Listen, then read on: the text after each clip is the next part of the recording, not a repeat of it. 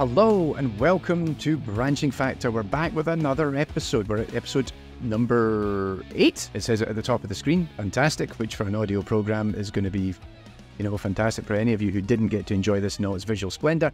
We're back. We're rapidly moving towards episode 10. That's so exciting. I think 10 seems like a big landmark moment. It'll be a landmark moment for me. I'm your host, Tommy Thompson. And of course, it'll be a landmark moment equally for my co-host, Mike. Mike Cook is here. How you doing, sir? Hey, I'm doing okay. I'm glad to be back. Just you and me. No Voltron today. Just gonna have a none of these are relaxing. Bring it. Yeah, exactly. We told them what it was going to be about, and they all ran away. They all said they had dentist appointments. To be fair, actually, some of them, if we did say that, they probably would have ran. I think about it. But yeah, we're gonna get a little bit in a moment. We're gonna get into Dota. We're gonna talk about Dota 2 specifically, which not something I'm particularly familiar with. But we know that anyone who knows Mike on Twitter or the wider internet will probably know Mike is a big Dota 2 fan, and so this is a really great opportunity for me to be educated a little bit, as well as just dig into the nuances. I think of this ever popular online. Is it? I was going to say because there's usually the online tournament, the invitational that runs. Has that started yet or? No, so it used to run in August, and then COVID meant that it got shunted back to kind of October time. Okay, and I think they're keeping it around September this year, I think, but it's actually going back to Seattle for the first time in a long time. So be interested to see what that's like. But yeah, we'll probably drop into the history of it in a bit. Cool. Right. I was going to say, so we're recording this in June. It's very warm here in the UK, or has been, at least for the last few days. We don't live too far apart. We're both kind of in the south of England. Like, how's it been out where you were? We finally had rain on, I think we had proper rain on Sunday, and it was Shawshank Redemption. I was just standing outside, just basking in the glory of it for a couple of minutes. A couple of weeks ago, we had like a proper thunderstorm, and all of the windows on my flat got blown open, and a load of rain came in. So that was great. That was real bad. I'd never seen wind like that in London. It's been pretty rough this week. Yesterday, I made the mistake of wearing a shirt to work and trousers, and I just regretted it instantly. It's really muggy, but it's nice. It is nice at the same time. Like, it's glorious outside. I'm going to go for a walk after our recording today, and I'm looking forward to it. Yeah, I think it's just been the humidity has been higher than usual. Like, it's not even that warm at the moment. I think we broke about where I live. We broke about 32 centigrades, which, hang on, let me convert that into about high 80s, I believe, in Fahrenheit for our North American friends. So it wasn't even that hot, but it was just the humidity of it's just been really muggy, and it's been. The great joy of, I've been telling this to a lot of people of late, the great joy of the UK is that our houses are terrible. You go to places like in the Mediterranean or in the Middle East or South Asia, and they have wonderful, like all these really small, simple tricks of how this is how we keep heat out of the house during the day and retain heat as best as we can during the winter. We don't do any of that. Like, our houses are terrible at keeping heat in when it's cold, and they're terrible at keeping heat out when it's hot. And so you're never happy. Yeah, I think I got away with it a bit when I was growing up. So I actually went down to the South Coast last week for a couple of days, and the difference as soon as you get there is it's much cooler, much breezier, much less humid. But yeah, like up here, every apartment in London, it's just bad. It's just terrible. But yes, in interests of just reminding everyone, if you're joining us perhaps for the first time even, the Branching Factor, this is another gaming podcast because we didn't have enough of them as it is. But we're here to kind of demystify all things games. Myself and my co-hosts, we are all people who work, research, study games in one capacity or another. We might be game developers, we might be games researchers, or you might be someone like me who does a little bit of everything and none of it particularly well. But we're here to just kind of discuss games in a moderately intelligent way, and hopefully you're going to enjoy it as being part of these shenanigans. And so this week we're going to talk about all but I think Dota. That's what we wanted to bring, because I've been really wanting to have the Mike tells Tommy about Dota chat for a very long time. because it's one of these things you've always been passionate about, and I guess slight detour before we get into the meat of it.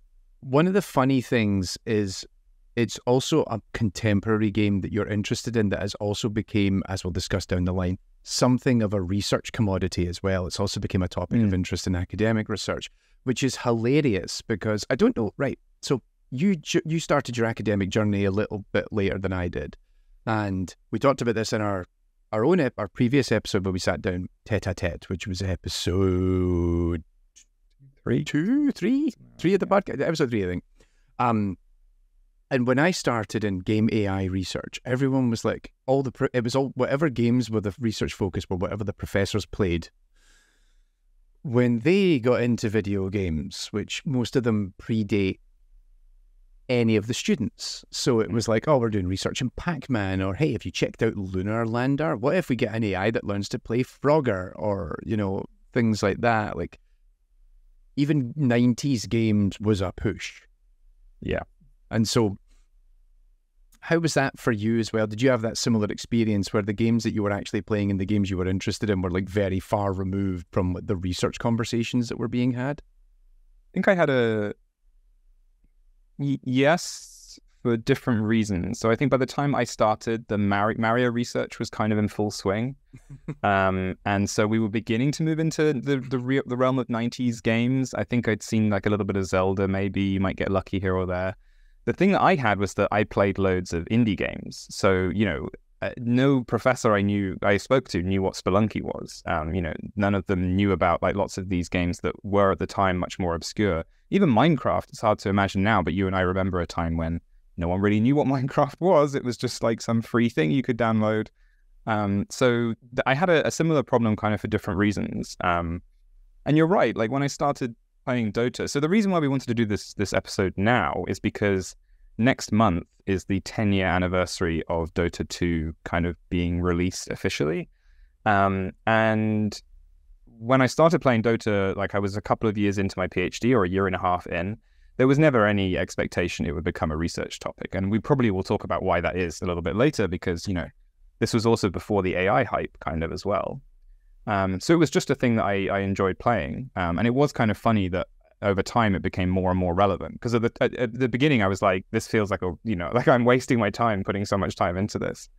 But in the end, it taught me so much about games and it ended up becoming a really important like thing to know about and talk about. And even now, with a lot of the research interest dying down, I very regularly have to review papers about Dota 2 and AI applied to it in some way. It's still like a really popular subject for AI researchers, which is nice to see. It's nice to see. It's interesting hearing you talk about it actually as a hobby or something to distract you during your PhD. Like that sounds like an interesting situation to be in because live service games it was okay, so hang on.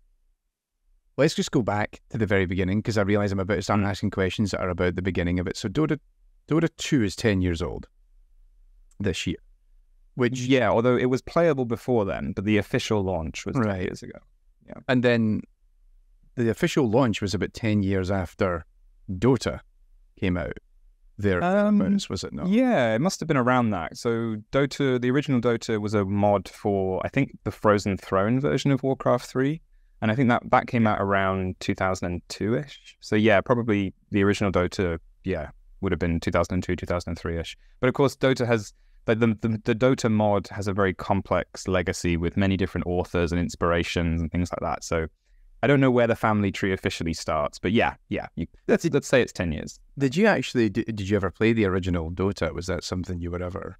No. And in actually fact, the only memory I have of Dota 1 is some undergrad students when I was like a young PhD student. So before Dota 2 was playable, I would be helping out in the labs at Imperial in the Department of Computing, and a couple of undergrads told me, like, I was asking them what games they're playing, and a couple of them told me they were playing Dota, and I was like, ugh, I can't believe you play that, and was, joking with them about it. And And that was the only thing I knew. And actually, the first time I played Dota, I thought it was like just horrible. I uninstalled it. You know, all of my friends had started to learn it, and they were like, "You've got to come and have a go at this."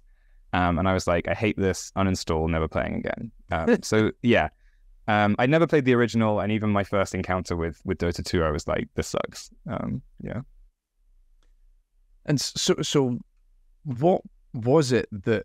Actually, so this was actually my question from a minute ago, was it always free to play? Or was there... Yeah, but it was invite only at the beginning. Right, okay. Valve I don't really know what Valve did to acquire Dota 2 as a concept. I know that they hired the person that was running the mod at the time, who most people know as Ice Frog. I don't believe Ice Frog's identity has ever been revealed.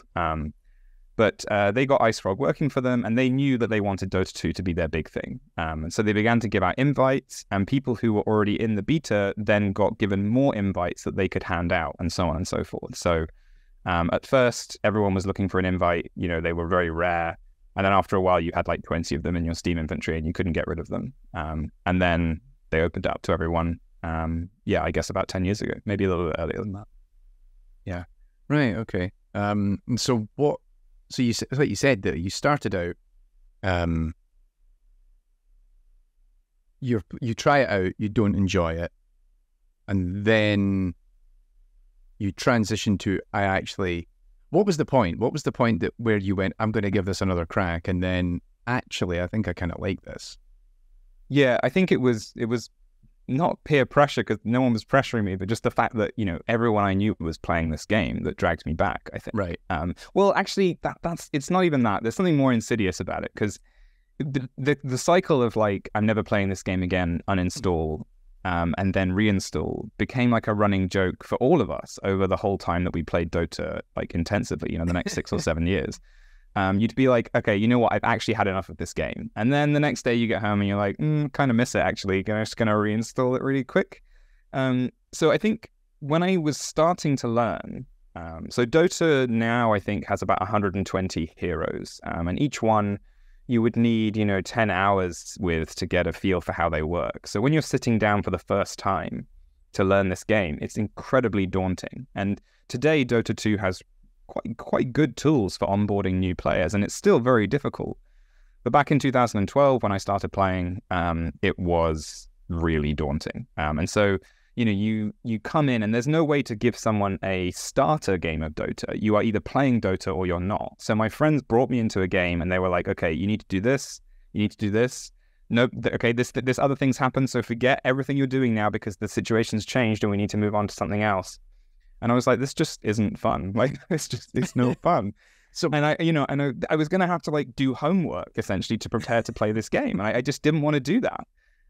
But after a while, the more you hear them talk about it and the more they're talking about like this new hero that they've discovered and it's got all these weird abilities. And I was like, yeah, all right then. And then I like a couple of months passed and I came back and then I stayed. Yeah.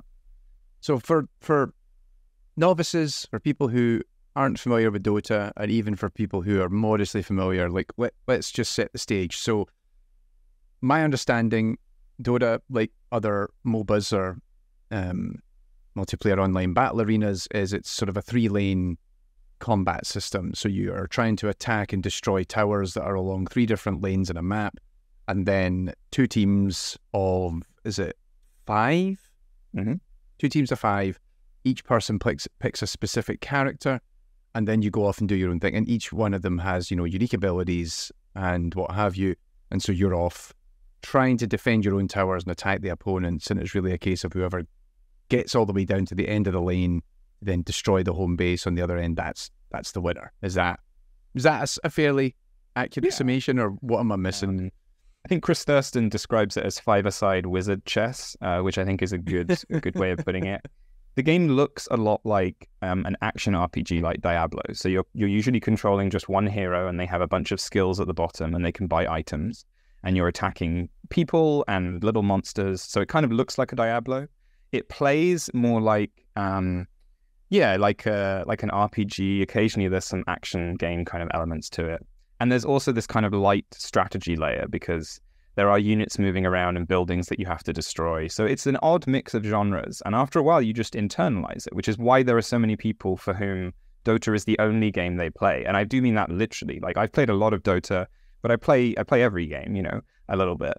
But for a lot of people, it's their job, it's their life. They don't play video games, they play Dota. And so it is its own thing. So you can make comparisons with other games, but nothing quite kind of explains the genre, I think, if you haven't played it before. In many ways, it's bizarre that it's become so big and sustained itself for so long, because there was a time when it was just almost impossible to learn this game, like unless someone sat you down and explained it to you. And yet it's become this, you know, multi-million-dollar industry. I also find it interesting to observe from the outside in as you begin to see the impact of Dota across the industry as a whole. Like, the notion of heroes as a commodity that are used in particular games has become increasingly popular off the back of, you know, whether it's, you know, ironically, Overwatch being developed by Blizzard, which is, you know, of course, because we were talking about Dota originally being a mod for a Warcraft game. They've got their own hero shooter. I played a lot of Rainbow Six Siege. Of course, for a couple of years, I got really into that, which someone asked me, like, how do you explain it? I said, it's a tactical shooter, but it's also Dota 2 at the same time. And they're like, what do you mean? I said, because now there's heroes and there's attackers and defenders, and each of the characters has their own unique abilities. And I think what's probably the real impact that Dota's had when you look at all these other games, and literally before the show, we were talking about Dead by Daylight, which is another game that I play a lot, is that each of the characters fundamentally changes the meta in some way, either small or drastic. And when they introduce a new character to Dota, and then how other games have also had this effect where you'll see a small change or maybe an immediate change because people go, oh my God, this character can do this. We've never seen that before. And then the meta across the entirety of the game begins to change because people begin to learn, oh, this hero complements this other hero well, or you can chain these two things together or use it in a very specific context. And it means that the discourse surrounding the game is always evolving, because what we're interested in a given point in time is how these new characters have changed the game in some fundamental way. And for me, that there's a direct link between the rise of roguelikes over the last 10 years and the rise of MOBAs, because MOBAs have a similar thing where there's this, you know, one of the things I think is really important about both genres is that there is a very established set of base game systems. And then as the player enters the game and makes decisions, they build their own, like, as you say, their own kind of personal meta or their own personal design space on top. So, you know, yes, like magic damage is just a general concept, but some heroes will be able to double the magic damage they do, or become immune to magic damage, or change magic damage into something else, or, you know, so like every hero that gets added essentially takes that base game, takes the rules and logic that everyone understands, and moves it in a different direction. And I think there's like a very strong connection between those two trends in game design over the last 10 years. And I think that's one of the reasons why, as you say, the impact of Dota can be felt kind of everywhere. I think it kind of speaks a little to, I've been playing a lot of Tears of the Kingdom recently, as most people probably have, if you own a Nintendo Switch. I've reached the point of, I have too many of these resources and I don't know what they're for. I should probably go and do the main story. And that was after about 60 hours. I was like, I'm holding like Korok seeds. I'm just holding so many Korok seeds. And I'm like, I've not met Etsu yet. So I'm carrying 3 shields, 3 swords, 2 bows, but I am like, 70 Korok seeds. Where is the tree, dude? I need to fix this. Anyway, but I think like Tears of the Kingdom is I would say one of the more recent examples of games that really embrace co-creation between the designer and the player, where you are given the opportunity. It gives you the tools to allow it to go out and experiment and play with the world and come to your own your own understandings, and then apply those understandings. And so very much in what you were saying there, like I think the notion of co-creation as an activity, like a discussion, if you will, between the designer, the developer, and the player has become something that's increasingly more prominent in contemporary games, where you're being given the opportunity to experiment with tools and systems. And like you say, I think roguelikes are probably a huge impact on that notion becoming increasingly prominent, because you're constantly, we talked about Spelunky earlier, you're constantly learning the inner workings of Spelunky as a system, and that helps you optimize how you play through it. And I feel like there's another trend through all that there of just co-creativity between like developer and player. Yeah, and that's a really good point. There's a really good thing to talk about in relation to Dota, because all of the things that we talked about the lanes and all of these strategies and stuff, most of how Dota is played today was not designed intentionally. The mod was originally kind of slapped together with a bunch of rules of like, these little guys spawn and they walk down this path on the map, and you have to kill a tower. But most of the mechanics and roles and positions that people like play the game in now, it just arose organically as players explored the game. So there's a technique called blocking, where you intentionally walk in front of these AI-controlled creeps, which are like these little monsters. And you get in their way so that they slow down. Their AI pathing gets confused. And this is just an emergent tactic that someone noticed you could do one day. It had a strategic advantage. And now you have to learn to do this when you learn to play Dota 2. Typically, you play Dota with a team of 5. 3 of those people will be what we call core heroes. They will get loads of resources and get stronger. And 2 of them will be support heroes. So their job is to help the cause. This is something that emerged organically. Like, many of these heroes were created without a particular role in mind, and players found how to use them in the right way.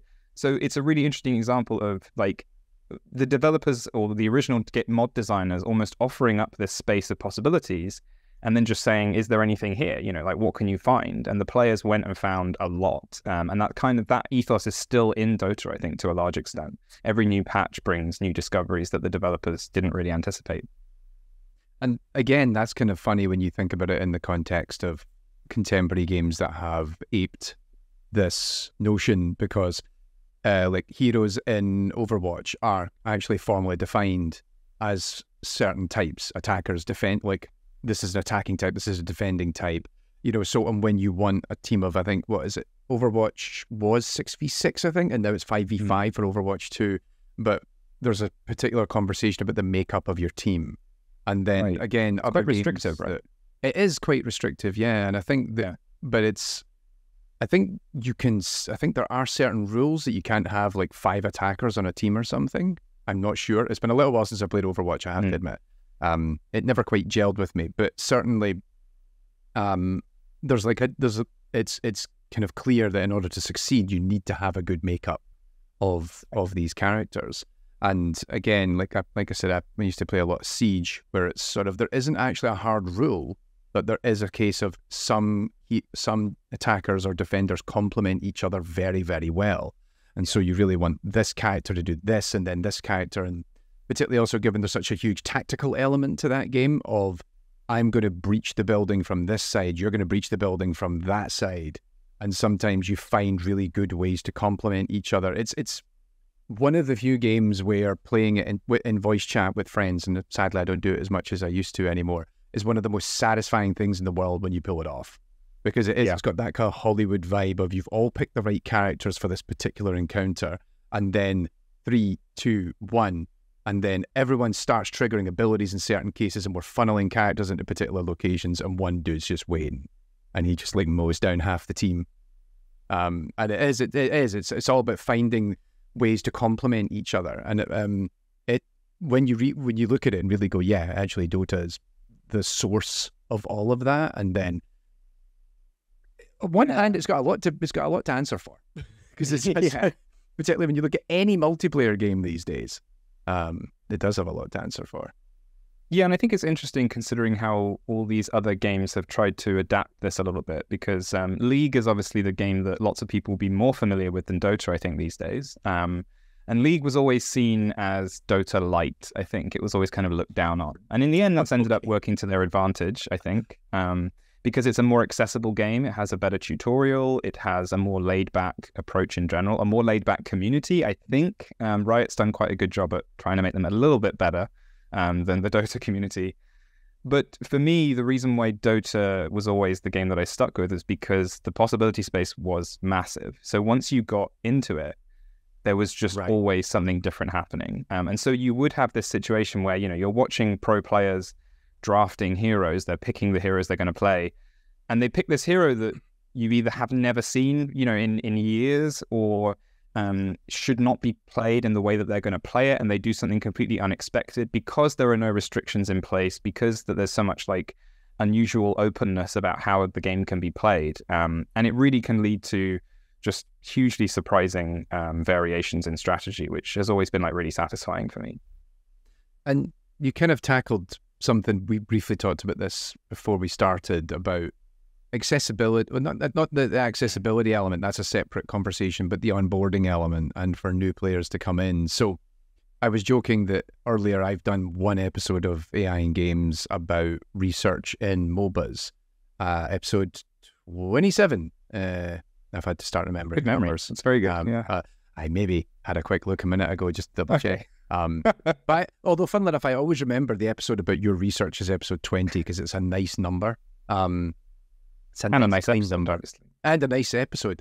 All my episodes that are multiples of 10 are always like bangers. We had Angelina, we had Doom, we had Sea of Thieves, Alien Isolation, Forza, Last of Us Part 2. See, all bangers if they're a multiple of 10. You're also the only research one that was a multiple of 10. Yeah, that's well done. Good company to be in. There you go. But yeah, like I remember recording a bit of footage of Dota and League, and actually gravitating more towards League because the onboarding and it has a tutorial system where it's very restrictive and makes you play against bots for a bit and plays like a reduced version of the game. And it actually, if I remember correctly, it constrains which heroes you're allowed to play as. Whereas I installed Dota, opened it up, and it just went, yo, there's like, I think there was like 90 something heroes, I think, when I did this. It was a few years ago. And they're like, there you go, pick one. And I went into one match and I was like, this is horrible. I don't know what I'm doing. Yeah. This person seems very angry with me in the chat. What's happening? Yeah.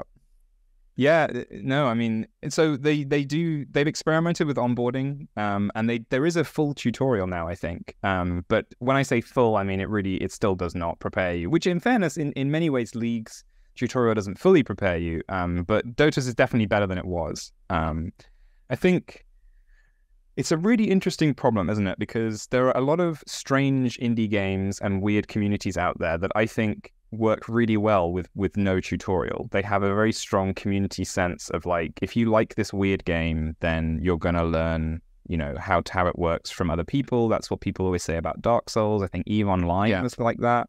For me, that was like Worm Online. There was this like odd crafting online MMO that I really liked that had exactly the same kind of vibe. And as a like a small mod that, was famous but not commercial, it kind of made sense for it to be that way. But then you have this problem where now it's a commercial product. Should we now, like, do we now have more of a responsibility to teach people how to play this thing that we're constantly advertising them and things like that? And it's oh, your audio just muted myself. I don't envy any of those companies because it's a really hard game to teach someone. Every character is essentially their own game. You can teach the basic systems, but then you'll come across, a hero that can turn invisible or a hero that has 5 copies of themselves, and you just don't understand how this changes the rules. So it's a really hard thing to teach. But at the same time, I mean, for me, I think you actually touched on it there. The number one issue is that the community is just quite toxic. And there's lots of sub-communities which are wonderful, but if you just wander into a random match, the odds are you won't find a particularly welcoming group of players. Whereas the game that I play online now is Final Fantasy XIV more often, and if you wander into, you can wander into any online activity in Final Fantasy XIV and you'll meet the nicest people you've ever met on the internet. I was going to say, like, I've still not played Final Fantasy XIV. I know quite a few people that do. I have never heard a bad word about that community, which I find absolutely baffling. I'm like, how all the nicest people in games all playing Final Fantasy XIV. I've never had a bad experience in it. I must have 200 hours in that game over COVID time, and I've just never had a bad encounter with another human being. They're just really nice and fun, and they'll teach you things even at, near the level cap. They'll just teach you things. They don't have any judgment or expectation. It's crazy. Yeah. Maybe I did. I've got too many games to play. I shouldn't start playing another online. We'll do a Final Fantasy 14 episode. Oh, we should, and then I should actually we can record it in game. We should, yeah, that's it. We should actually stream an episode of Branching Factor while we're playing Final Fantasy 14. That'd be great. Perfect. Yeah. Although it was interesting what you're saying about the onboarding process, helping players become more acclimatized to an increasingly complex, online-focused, competitive environment. So, I'm a bit older. I think I'm a little bit older than you, but not by much. But I grew up in the fighting game scene. Right. That was my thing. And one of the things I found very disheartening in recent years is the increasing focus, as just by the nature of the industry and how games are going, we're increasingly playing online and we don't really play together all that often. Like Street Fighter 2, for example, or even actually I played a lot of the Alpha series and games like the early Soul Calibers, very communal experiences. And I'm a big fan also of like the Capcom System 2. So a lot of like Darkstalkers, the Marvel versus series, all these sort of games, Capcom versus SNK, very great communal experiences of seeing things how are done and being played together. But also, again, it has exactly the same problem as a MOBA, where the number of characters continues to increase. And you're like, well, how do I use this character in this context and what have you?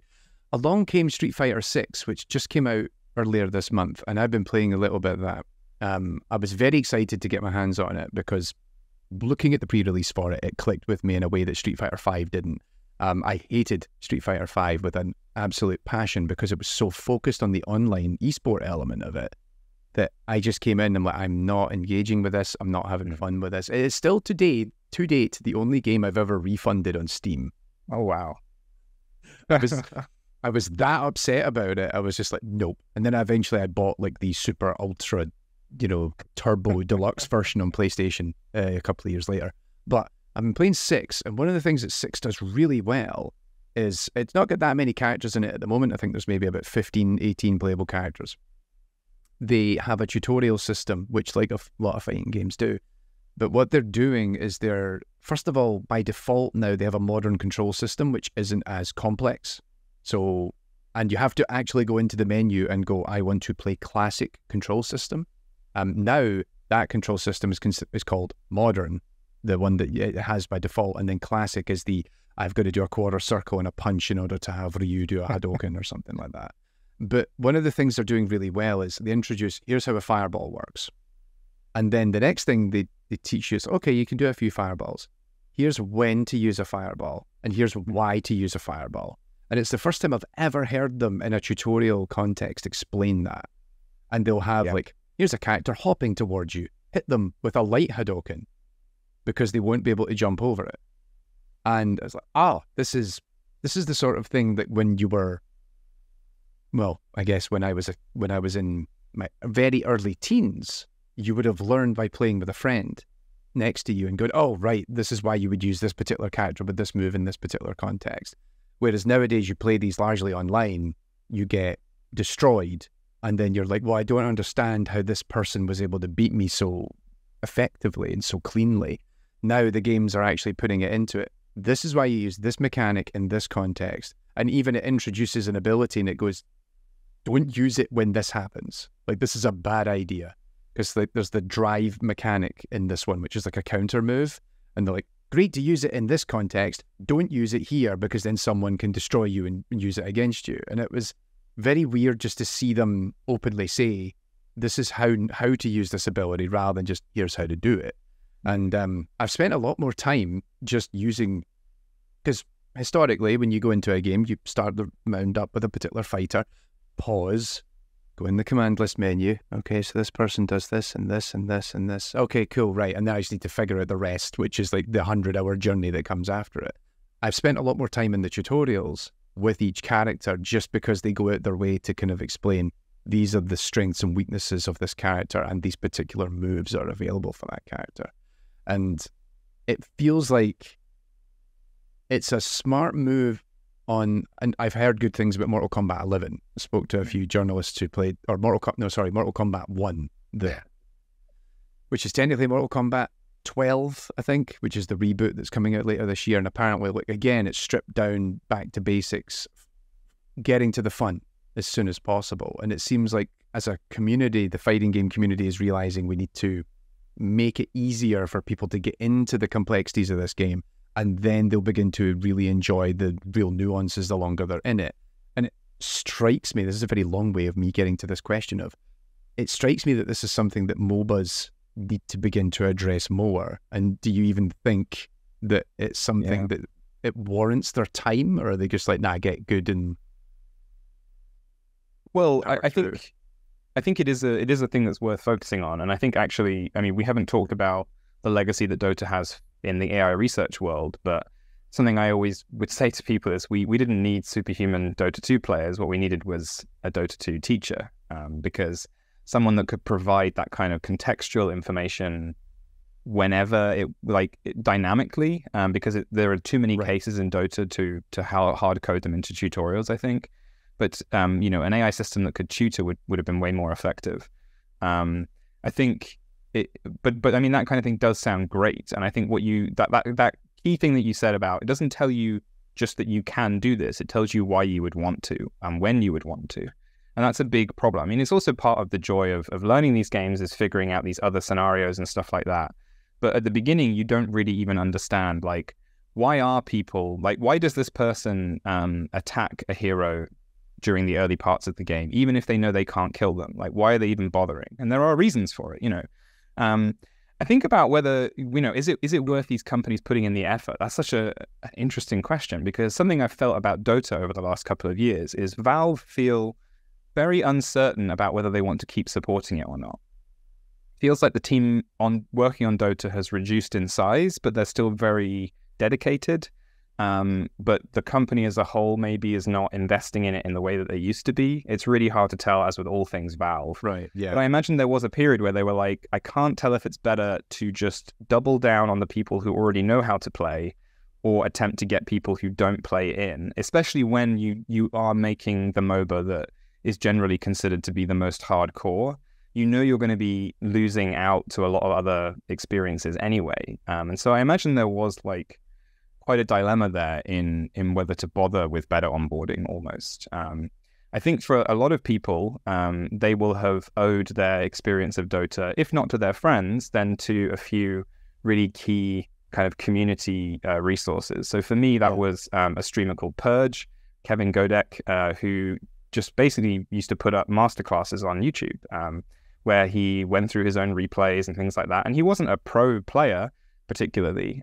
He was just someone who thought very clearly about stuff and could explain stuff really well. And I still enjoy watching his videos. Even now, when I don't play Dota as much, I will put on his videos just to hear what he thinks about the game and stuff. And so but then this is why it started to feel like a job, right? Because you were kind of studying Dota even when you weren't playing it.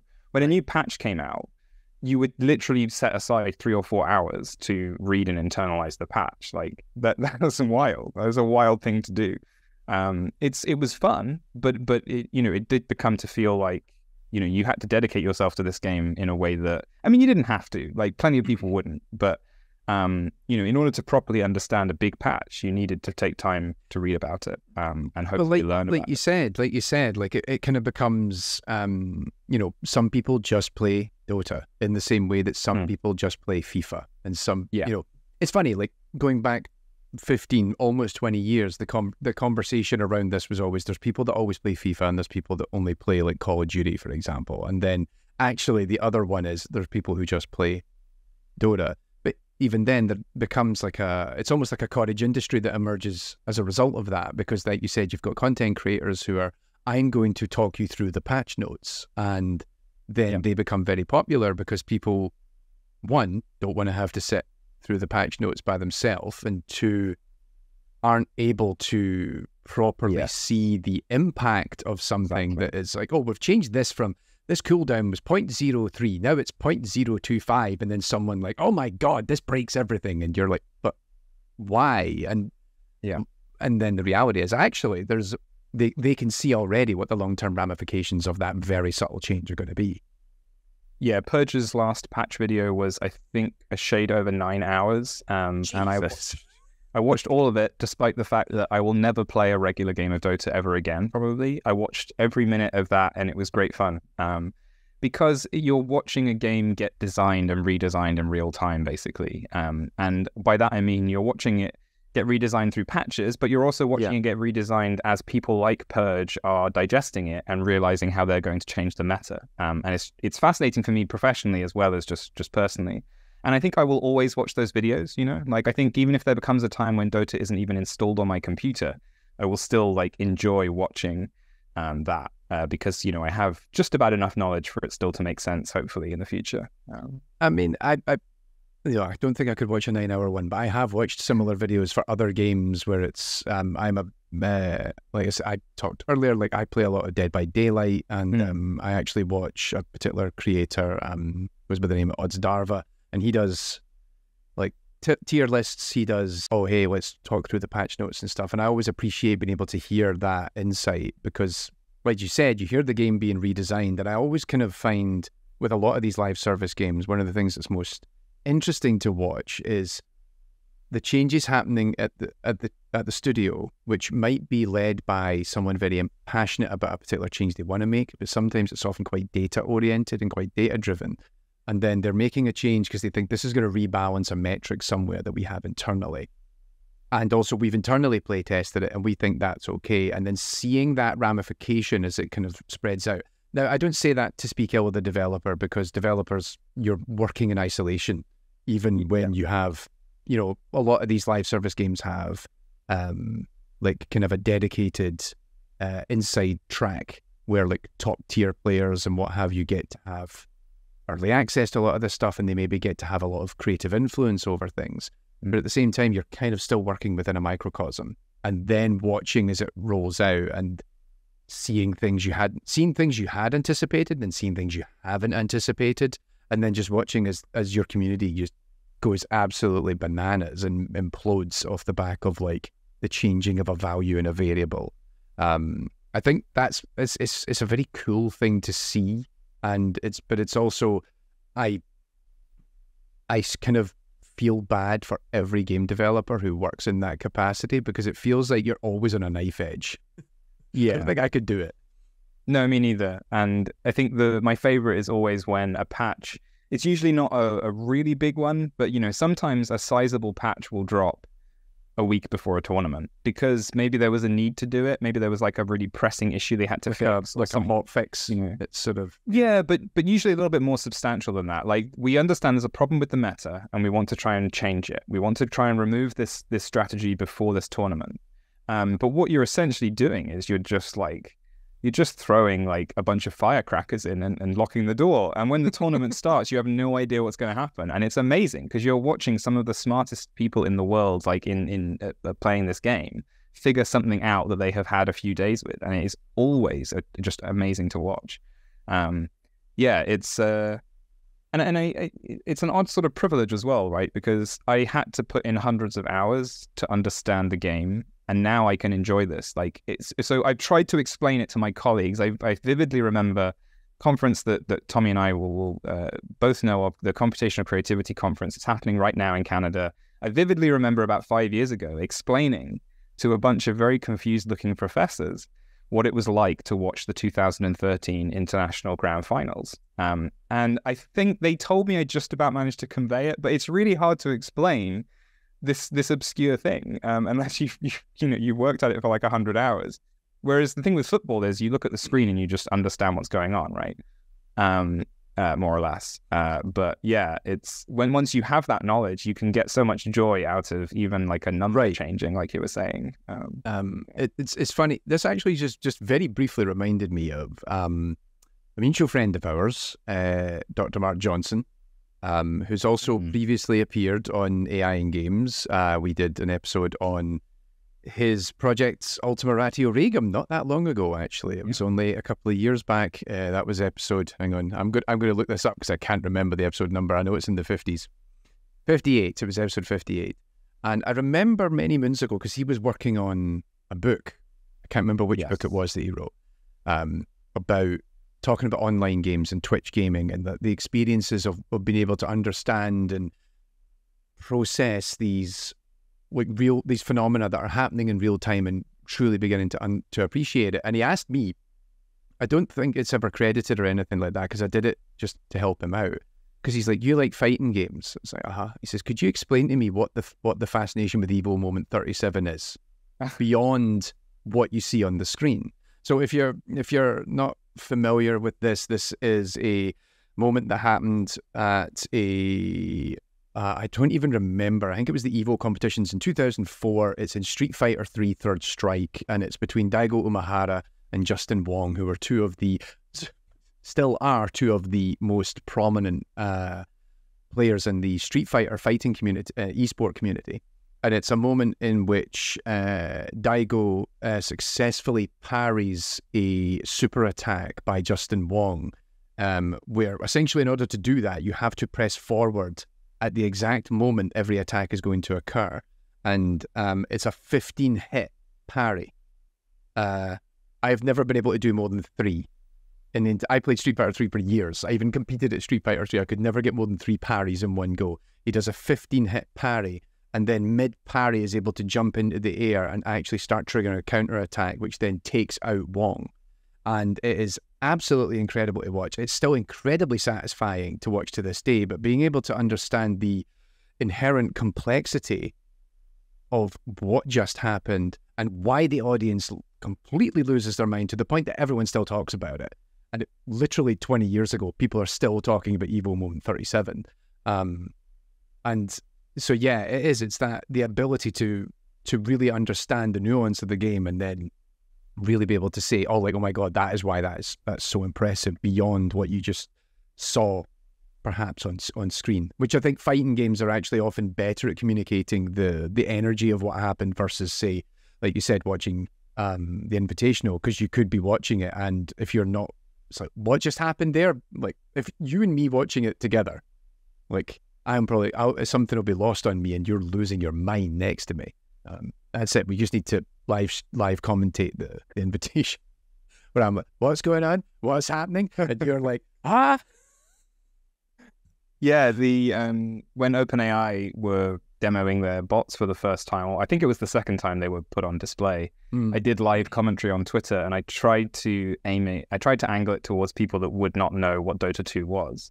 But it's so hard you can't even, writing a single sentence in a tweet, there isn't enough room for the context to explain the sentence, so it's funny. But I think, there's like degrees of appreciating it, I guess. And the nice thing about this example with the Daigo example is that video is not the same if it was just a screen capture, because you get the energy of the room, you feel it, you understand the significance even if you don't know what's going on. And that's true of some of the most famous Dota 2 moments as well.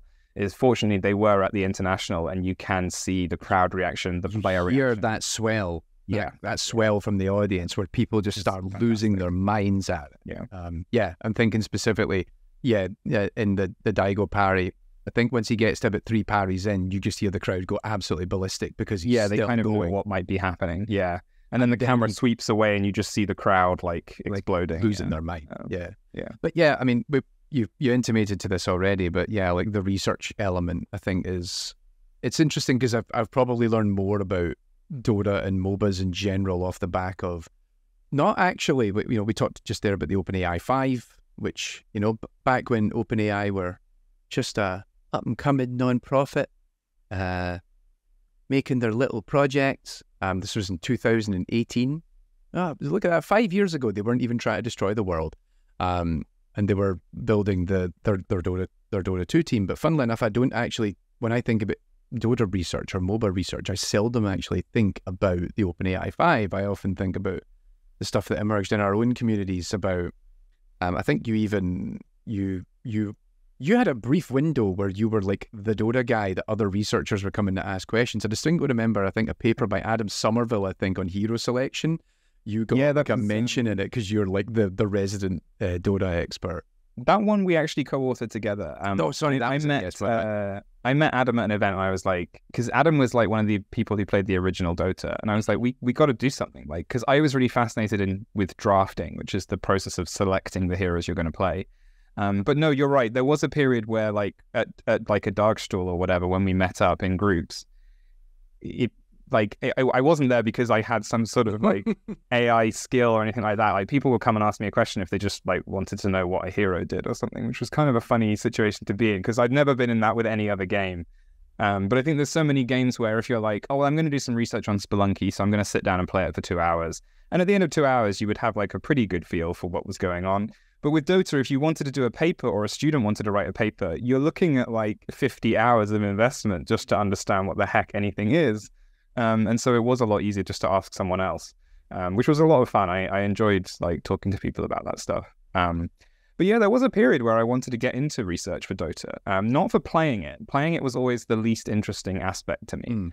But I was really interested in commentary. I still am. Like I thought that like that kind of thing, and analysis, teaching, and then the thing we did with Adam, which was hero selection. And we actually worked with Ben Steenhuisen, who is better known as Knoxville, and is a famous Dota 2 stats analyst in the community. And he actually helped us with a bunch of data for that as well. It was a really fun paper. One of those, like, I think you know the ones, like one of those papers that just has nothing to do with what you're working on. You go and do it, and then it's loads of fun. You never return to it again, and it's just like this little thing that sits there on your CV making you happy. Like, it was a really, really fun project to work on. That reminds, I think, my brief sojourn into Mario level generation research. I had a brief, I wrote 2 papers on that.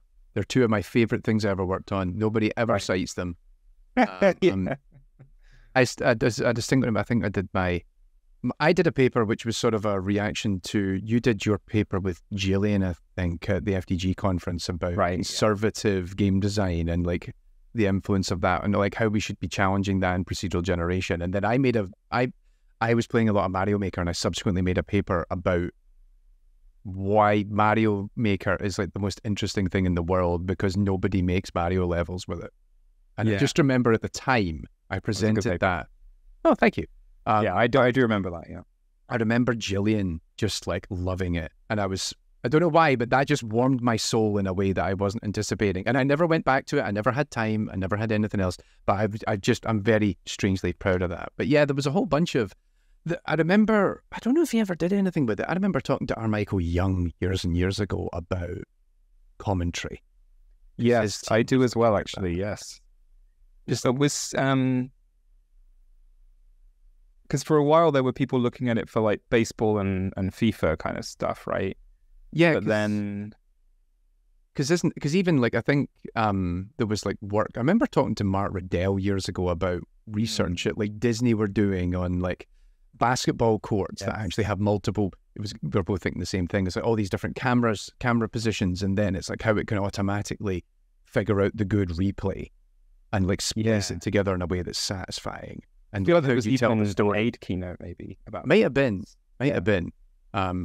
But yeah, I remember talking to Michael about it in particular because like Dota.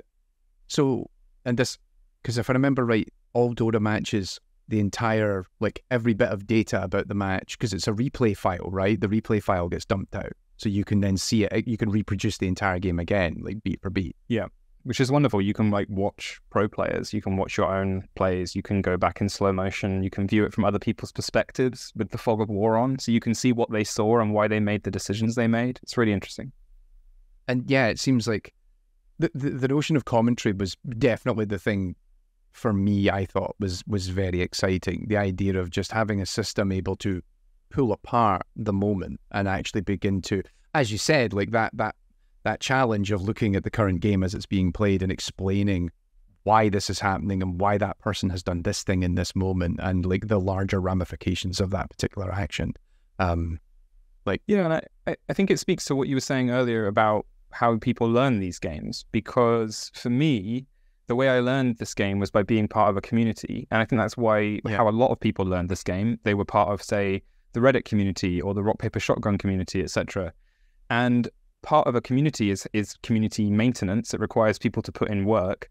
And something I'm really interested in is how AI can help people run those communities. And one example is to have AI give commentary, casting, like hype, encourage people to watch and give feedback and stuff. And yeah, it's not something we look at. It's just not something that's particularly like popular in the games industry, but I hope we can have more of it someday. Yeah, like it strikes me as like, again, when you look at a lot of other games that well, actually, Street Fighter 6, coming back to Street Fighter 6 has commentators in it now.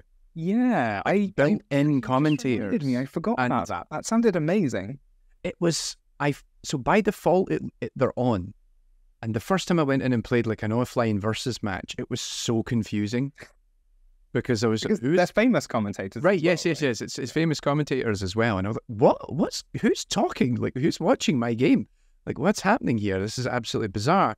And, again, fighting games are like sort of, I think, a really good microcosm of the same things that affect games like Dota, but also even things like sports games like FIFA. Like, FIFA has the same problem of, like, how do you communicate? It's this kind of reactive bark-based system where it's kind of making the character, the commentator say something off the back of what the actual moment is and what the actions are that are taking place in the game state. And I feel like fighting games do a better job because I wouldn't say it is a smaller game state, but it's no less complex. Oh yeah. So it's interesting to be able to hear that happen in real time. I need to actually play with it some more because I actually found it so jarring I turned it off. Yeah, I can imagine. Absolutely. Yeah. But this is why is it's a great idea though. But it's funny because you play watching it live and on Twitch or something, I would expect the commentator, but as soon as I'm playing myself, like, no, what are you doing? Go away. Yeah. But it'd be my worst nightmare if a famous commentator found my Dota 2 match and started casting it. Like, discover that like 100,000 people are watching me being dunked on. That would be that'd be the worst. Getting raided on Twitch while you're just having a little game by yourself. Oh geez. But yeah, so because the research element, it seems, so I'm actually working on an episode on this somewhat, in the sense that it feels like the moment has passed a little in terms of, well, the way I was looking at it is so I'm making an episode on AI in games, which is basically about how using games as benchmarks is still a worthwhile pursuit as a researcher, but also that there are still communities of people participating in this. And it feels like the era of the OpenAI 5 in Dota 2 and then like Alpha Star's StarCraft, like we seem to be past this now. The boom, all the hype now about AI is we're just going to create AI that makes the game for us rather than, which is a whole other conversation, which we're not going to get into today, but rather that than AI playing the game with us. And I find it, I mean, what's your take on this? Because it seems to me like everyone was in such a rush to show that you could play the game, they then didn't bother to stick around for the more interesting research conversations that are being had. Oh yeah, absolutely. And essentially they saw these games as good PR targets that were achievable with the right investment. Then they hit them and they moved on. And I don't think we'll see any of these labs return to games probably ever again, I would say. The one exception is Minecraft, which Microsoft are using. They obviously own Minecraft, so it's a different situation for them. And also Minecraft's more of a, it's not just a game, right? It's like it's an open source platform platform for like all sorts of creativity. So it has a bit more long lasting appeal there. But yeah, I think they're gone. And as you say, like OpenAI technically never even completed playing Dota. They beat the world champions, but there were still restrictions involved in the way that they played them even then. But there was just diminishing returns. There was nothing else they wanted to do. All of the other problems, like commentary or teaching, or like human cooperation, all of those things would have been too difficult, so they moved on to other things, basically. And I think, and with you I find real games useful for all sorts of reasons. So, a friend of mine is currently talking to me about how we would fit a solver into a game that she's making. And that's just an interesting problem. Like, games produce loads of interesting research problems, which we're working on all the time. But I think the idea that it's a path towards artificial general intelligence or superhuman intelligence or anything like that seems to have faded into obscurity, which is a good thing, I think, because I don't think it made a lot of sense at the time. And there were, I'm still having like wild conversations with journalists, but it's about different things now. It's not about whether beating Dota 2 means that it's smarter than us. Now it's about something equally annoying, but at least it's different, I guess. It's like it's something to do with GPT by any chance? Yeah. Yeah. No, I'm exactly the same boat. Literally in conversations the last couple of weeks of like, you know, the big generative AI question. Yeah. To the point I made an entire video about it over on AI and Games. So go and watch that if you haven't already. I figured it was time I made a point. But I think you're right. I think that era has faded away. I think one of the real advantages it had was that it was in the popular mindset. Like there were loads of people who didn't know what Go was, but they understood the significance of an AI beating a human at Go. Similarly, there were lots of people that didn't really know what StarCraft was, but they knew that it existed. They knew that it was a hard game to play. It looked like a serious game. You know, lots of gamers were impressed when AlphaStar could beat humans. And so we never like asked any of these follow-up questions. Like these systems changed the meta of Dota a little bit, but we don't use any of them. Like those systems are gone. Like they're just consigned to the past now. And we probably never will build anything like it again, which is really weird. It's a really odd thing to have done. It was like a 2-year period where it seemed to be the most important task in AI, and now it's gone. And the funny thing about it as well is it ends up becoming this curio of like research and development, because I mean, I'm assuming it's exactly the same as AlphaStar. You can't play it anymore. It's not like it exists anywhere. And so, but you can't play AlphaStar. AlphaStar is built for a very particular config. It's built for a particular meta. And so now like StarCraft has changed so much. If you put AlphaStar back in, it would still be good, probably, but it wouldn't be that good. And so I'm suspecting exactly the same thing how it happens with the OpenAI 5. If you put them into a match, even if they could get it into a match, you would see that overall quality drops quite a bit. Well, yeah, I mean, earlier this year, a major patch was released for Dota 2 that was probably the most significant patch since 2012, which doubled the size of the map. It completely changed the way certain heroes worked. It completely changed the way certain items worked. It added like several new concepts to the game. I mean, there's just no way that the OpenAI 5 would understand this. It would need serious re-engineering. Most of its training data would be useless. But yeah, like no one's ever going to try. So because why would you? There's no advantage. There's nothing to be gained by doing it. I think it calls into question something that you and I got asked a lot, which is this useful to the games industry? And it's like, well, if it was, Valve would probably still be interested in doing it themselves, even if OpenAI weren't. But they clearly aren't, because like it isn't useful. Like but there you go. It's cool, but very cool. I mean, let's not detract from it in the sense it's very cool. It's very impressive. Yeah, fucking useless. Yeah, because I mean. When you're solving AI problems when you're doing work for game studios, their problem is not like, can we build the most intelligent player possible that can beat the most pro player at this game? It's, how can we make the game fun? Like, it's not, And then how do we scale it up for, to make sure that people are having a fun experience at different levels? And like, do we just make this dumber? Do we just make this easier? Like, is it really that important? But yeah, I mean, it is... It's frustrating, I think, to see that, to see games be treated so dismissively. The way that they came in, they took our games, they made their AI play them, and then they've cast them aside. But, I mean, so I'm not quite as clued in on the current state of what's happening around a lot of research. I keep my eye on it, but of course, being outside, it's not as...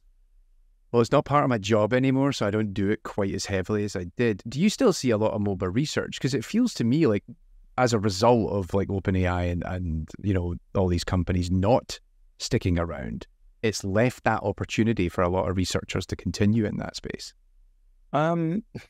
It's really funny. So before all of this stuff happened, you and I, lots of our colleagues were building AI to play StarCraft. That was quite a big thing. Yep. But Dota was not something really anyone was looking at even then, because it was a much, much more complicated problem, because you needed 5 people on the field at all times. They were all collaborating on this much more diffuse goal. And so what I've seen is I do still see lots of MOBA research, but it's not for playing the game. It's usually for other things like analyzing replays and things like that. So I believe the StarCraft community is still building AI to play the game. Going, Yeah, but I have not really seen. I don't think I've ever seen a paper that wasn't authored by OpenAI about playing Dota 2 before or since. And I think that's partly because just the access to the game, the ability to make it work and to work at a scale that OpenAI worked at. That's the other problem. I think StarCraft already had that culture of research, of building sometimes quite simple bots and having them play against each other. It was always one of my highlights of the conference, watching those games.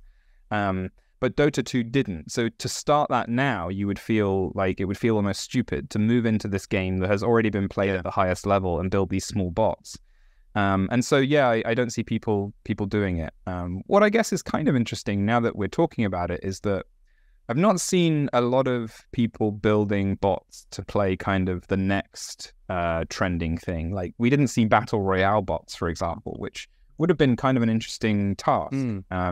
I know for a fact that there is research going on, like first-person shooters, there's quite a lot of research going into that now, building machine learning systems that can play those games. I know that DICE, I believe, are looking into that quite seriously.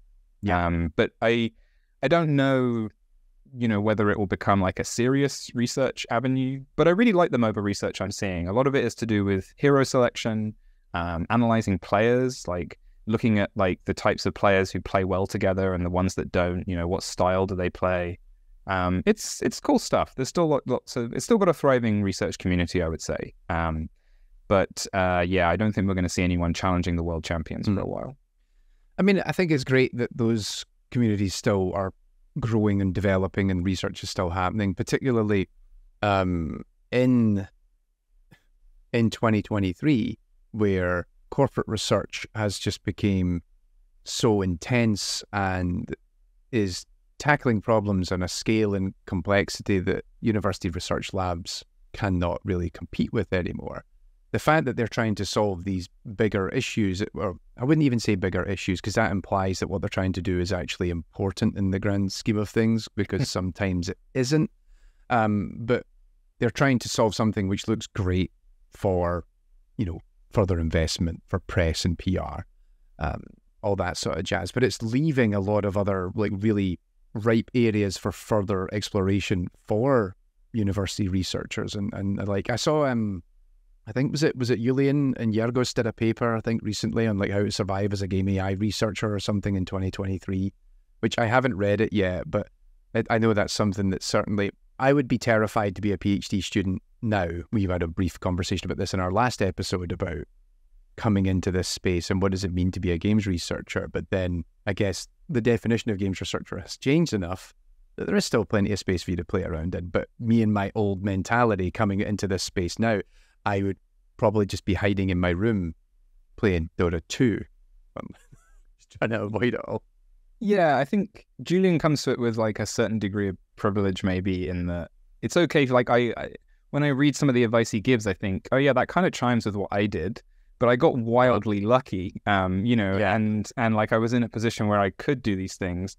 That said, I do think that the game AI research is an exciting area, and I think there is lots of stuff to look at that isn't commonly looked at. And that's actually why it's so great to be a publicly funded researcher, is that you can ask questions that don't have a commercial outcome. Yeah. So, one of my students is looking at building bots to assess 3D environments for like interest and where you would be encouraged to walk and explore and be curious. And that kind of stuff is just feels good. It feels interesting. We don't see many people asking these questions. It's really cool. So, yeah, I mean, to me, I feel like there are so many, like just like 10 years ago, no one was really asking many questions about MOBAs in research. There are so many other genres and so many other areas of the game world that just haven't been very closely considered by game AI research, which means that there's always more stuff to do. It's just that when you're looking at the, when you're looking at the same papers that are coming every year, you start to think that this is like all game AI research is, but there's always like a new space to be uncovered. So yeah, I'm always feeling pretty upbeat. I don't know what it was like. I don't know what it felt like as a StarCraft 2 researcher, for example, to wake up one day and see that DeepMind had decided they were going to destroy StarCraft, basically. Like, it probably felt kind of scary, maybe. But I think they've survived it. And I think most other game AI researchers are just really excited about, to be able to continue doing this work. Like, I feel more excited than ever to be in this space.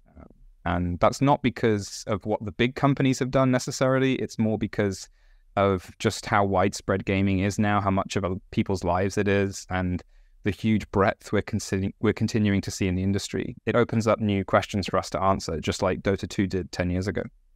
Yeah, I think you hit something pretty prescient there about just the scope of games has changed a lot in the last 10 to 15 years. Like what games are popular, what type of games are being made, who is making them, who are they made for. It's allowing for, it's opening up the hobby for more and more people all over the world. And then subsequently that leads to more and more interesting questions for researchers to tackle. But you did mention the StarCraft group, and one of the things I did notice looking at some of their research was it's got this kind of, they're still publishing, which is great, and it's got this kind of undercurrent of, well, if you didn't have Google money, how would you get an AI to play StarCraft? And it's kind of, I like that they're sort of, it's kind of a subtle dig. It's like, right, well, if you don't have more money than God and all this deep learning training capacity, what if you did it this way? And if, for example, you were a game developer, like right, and they don't have this money, right? So like it does make a lot of sense. Like it is funny, like you say, it is a funny like kind of state that they're now in. But of course, for actual practical reasons, we do need different solutions. Yeah. So if I had any for every meet, I did a lot of meetings, and I think you did the same thing. A lot of meetings and a lot of press around Alpha Star where people go, "Can we do that on our games?" I'm like, no. EA couldn't do this. Like, no. Yeah, like it is very. I think both, the StarCraft and Dota games are like this really interesting example of like a particular snapshot in time in terms of technology, in terms of the game, in terms of the community, in terms of the data that they had. You just couldn't reproduce that, particularly for a new game. So yeah. I realize you've got places to be very soon, so we'll need to start wrapping this up. But there's one question that is bugging me, and we're going to go all the way back to the beginning. If you're playing Dota all the time during your PhD, how did you finish? Because as we know, you have to my PhD, or right? Because sometimes you gotta let your you gotta let your loved ones, your hobbies die in order to get over that finish line. Yeah,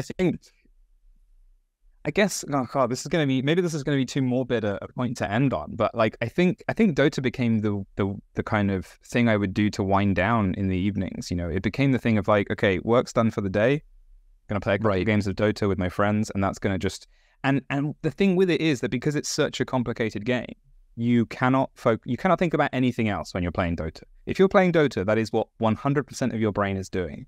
And so it was actually kind of a good way to just sort of empty my brain at the end of the day and get angry about something else instead of getting angry at my thesis. So yeah, it was helpful. But these days I enjoy playing other things.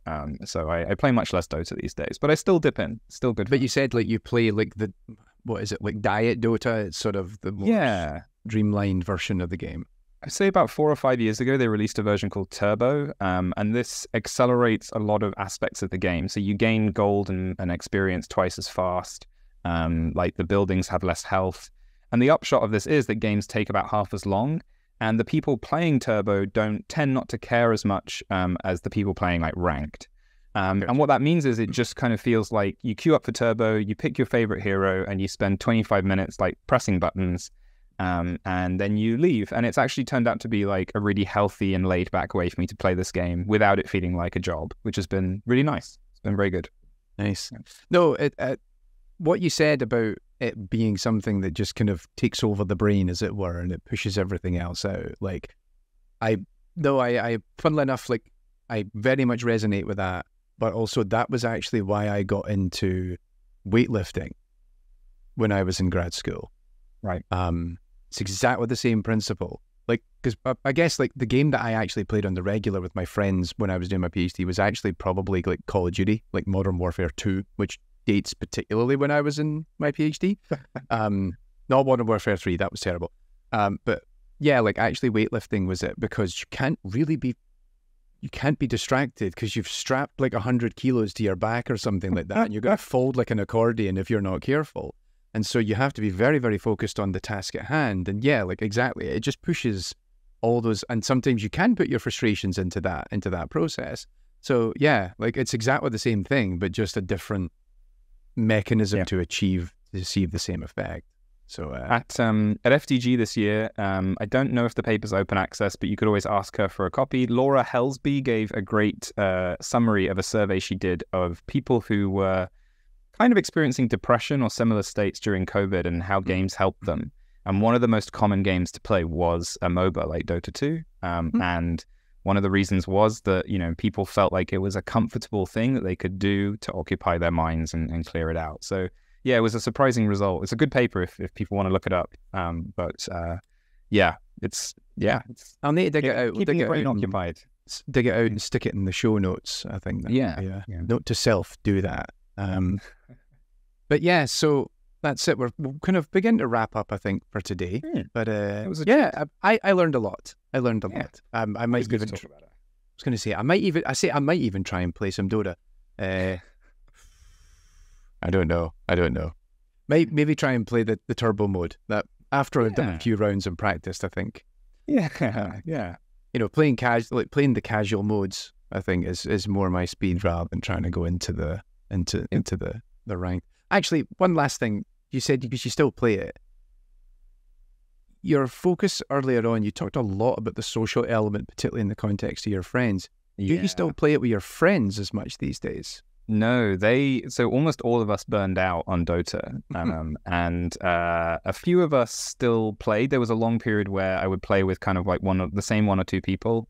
I mean, in fairness, in this time, like some of us have also had children, things like that. You know, minor all these annoying grown-up things. Yeah, but I think a big part of it was that people just did burn out on the toxicity and the pressure and things like that. And Turbo for me got rid of a lot of those problems, which is why I play it in the same way people would play like Solitaire. I don't play it in the same way that we used to play it. But I think for a lot of people, for them it's still not something that they can just like chill with, which is fine. Like it makes sense. But it is funny that, you know, I was the holdout initially. I did not want to play the game. All of my friends were, and now I'm kind of like one of the last of us. The last one standing. Yeah. Last in, last out. Yeah. It's funny you say that as well, because like I said, like probably Call of Duty was the thing a lot of my friends played when I was still in PhD time. Most of us have fell off. A bunch of us came back recently, the reboot of Modern Warfare 2, which was actually pretty good and probably the best one they've made in a very long time. Funnily enough, one of the few people that actually plays it on the regular, shout out to my friend Matt, because he has a baby boy. Well, and he says, and he's found that one of the best ways to get his son to fall asleep is to sit in his arms, keep him in his arms while he's holding a coat. And I was like, because I saw him online, I saw him on Xbox playing Call of Duty, and I messaged him like, mate, did you not just have a kid like a week ago? Have you not got other things? Mate. Because he was on it for 3-4 hours. Because I remember I was recording for a YouTube episode and I could just see him playing. And then he's like, hang on a second. And he like he gets a photo. He takes a photo from his desk and it's with child. And he says, I can't move because the kid, he's restless and he's not falling asleep properly. So I'm here to make sure he's okay. And so he's just sitting there playing Call of Duty for hours until his son finally passes out. He's like, please tell me you're wearing headphones. And he's like, yeah. I'm like, oh God, this is, you know, kid's going to have like very weird early memories of like M16 assault rifles and kill streaks. You know, UAV is online, but there you go. Yeah. But yeah, Mike, this has been good. I've enjoyed this. So first of all, yeah, it's always good to have a chat with you because likewise, thank you. We always get to see each other periodically. We kind of socialize hard and fast, and then we're both off on our respective journeys. Yeah, and then we catch up it's always again. Good to chill out and talk about games. Yeah. Also, super curious to all the audience what you thought of. First of all, what you thought of our episode.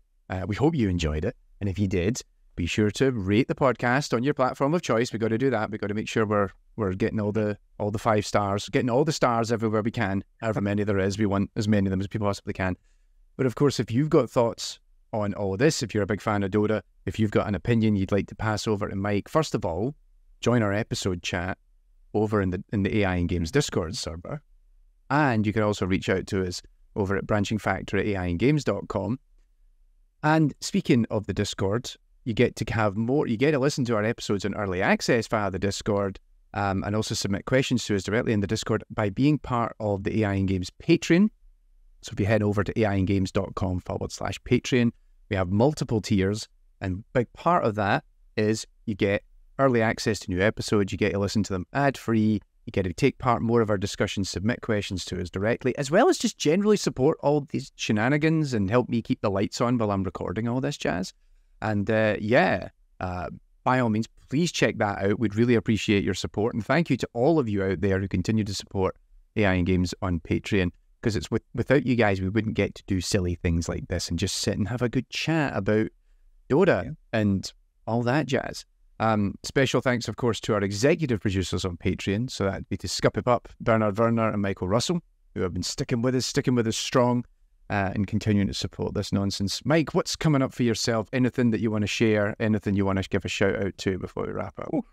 I've got lots of busy stuff coming up, but actually, I've got one thing. If you're based in the UK, I'll be giving a talk at New Scientist Live this October.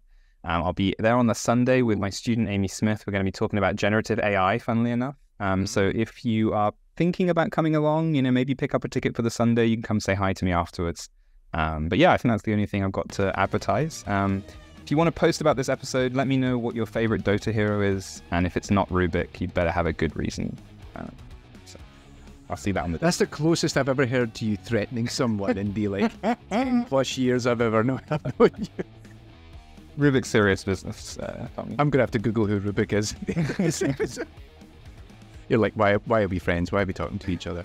We'll continue this discussion on the Discord. But... All right, I'm gonna get off. We're gonna end this episode right now before I get myself into even more trouble. Thank you so much to all of you for listening and or watching. Thanks to Mike once again for joining us. Take care of yourselves, and we'll be back soon with another episode of Branching Factor. Bye. I don't know what the hands was for, but that's fine. It'll do.